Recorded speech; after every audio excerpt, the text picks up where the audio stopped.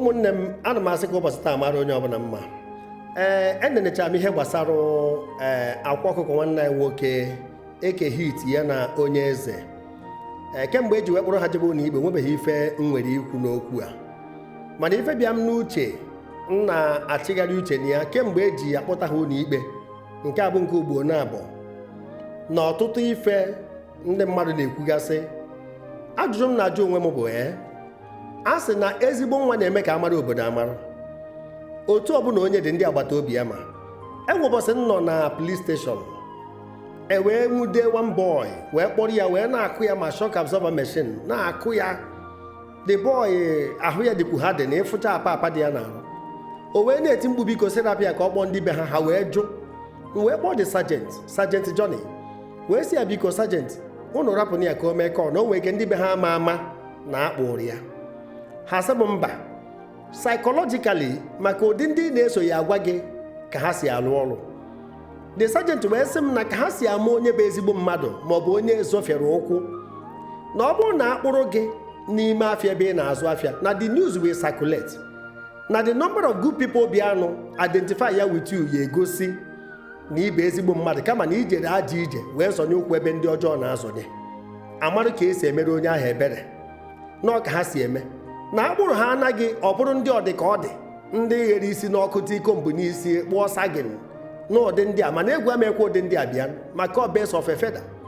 so n'otu a ka ha si ama ụdị onye ya na mmadụ na-ayị kedu ife m na-akọwa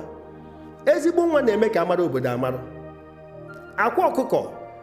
bad influence to ndị youth ndị ọba na ndị Igbo ndị na-ege ya ntị ka ọ good influence otu a ka ọ dị Ekehit otu a ka ọ dị onye eze ajụjụ ka m jụrụ in all fairness in all honesty achọrọ m ka ịza ya na comment section hapụ maka oke ite agwọrọ gị hapụ maka oke anya because a whole lot nwee ike ị na-eme anyị amarọ ife mma bụ let justice prevail enwee personalities ha na-akwa ọkụkọ ma follow who no road o sitekwa n'ụzọ onye ahụ ma ekwuo na m ya ekwensu nwee followers ma mịghọta nwee followers ekwensu nwee ndị ya na ya dị na mma so akwa ọkụkọ personalities o nwee those who identify with him ha bụ good ex ka bad ex na society maka ekwesịrị inwe ọdịka mmadụ ya apụtanụ ọba abụrụ obere obodo you know the likes of Obi Kubana has so many of them ndị be eze okpoko you know n'ọba and so many people o nweta voice note iPhone na circulate na different WhatsApp groups ndị ọba ebe ha na-ekwu the damage wanton damage ụmụ ife ọgwụ amego na be ha render so many youths useless you know ma joblessness idleness and other heinous crimes otu a ka ọ dịkwa Ọkịja bụkwa nnukwu obodo na Anambra steeti Ekehit nkata ọgwụ kee maka personalities nwee ike identify with him where are they kee maka onye eze ọ dịka tink mkpọ ka onye nke asị onye eze kwa ọ sị na mama ịghọta na Jizọs na-azọ ya emechazie Jizọs wee zọtazie ya unfortunately ekwere ya ọnya ọma na ọnya n'ife gbasara oke ite otu esi kwu now all these allegations and the counter allegations kidnapping and other stuff that one aside anyị anụghị ife gọvanọ anyị kwuru how many youths ka a na-achọ igbu egbu kịta how many youths ka a na-achọ igbu ka the fate of ndị a na-achọ ịkwụ onwe ndị ka nọ na nga ka ya ekpekwa ikpe o kedu ndị nọ behind their dilemma ke ndị promise ha success in their journey ọ bụrụ na ego dị behind a man of pure business and it's a bad market for them ma ndị agwọrọ ọgwụ ma ndị gwọrọ agwọ it's a bad market because government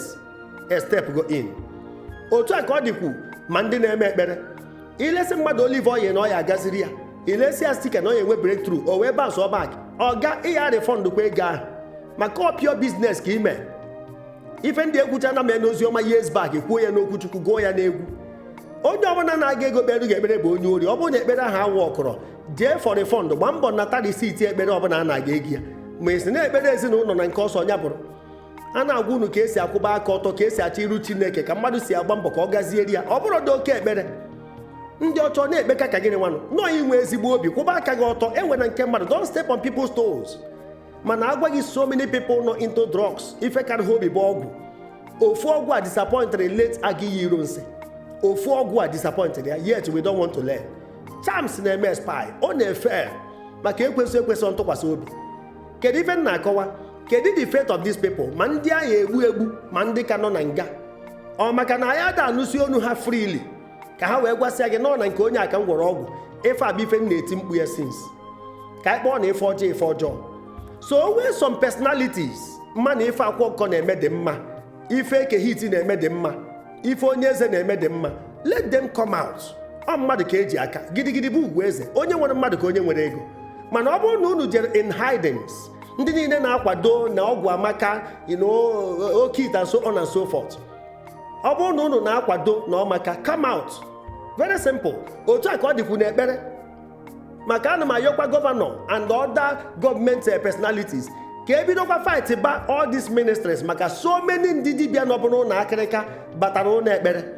kịta a na-achụkwụzi ndị na-agwọ ọgwụ ha ya apụtakwụzi ife n'ife gbasara ụlọ ekpere ahụ ekwuo na m severally we have to sanitize the society. Ọ bụrụ oke ekpere ka eji enwe ego ọ bụrụ ya onye na-agba mbọ na-akpata ego ịkwụbazi aka gị ọtọ ti ga-ama gị nzu so ife m na-ajụ bụ ọ bụrụ na ife a ha na-eme dị mma are they bad influence in our society ka ha bụ good influence? Jee na comment section ka inye anyị ụsa ife mmaba ife apịara wọsị pịa ya mbala let justice prevail. Onye anwụ na ama ibe ya efuna si enwere onye megidere maka na enwere onye ya ekwuru ya zisa na ihe onyonyo aha m brother Paul Chigbo ka emesịa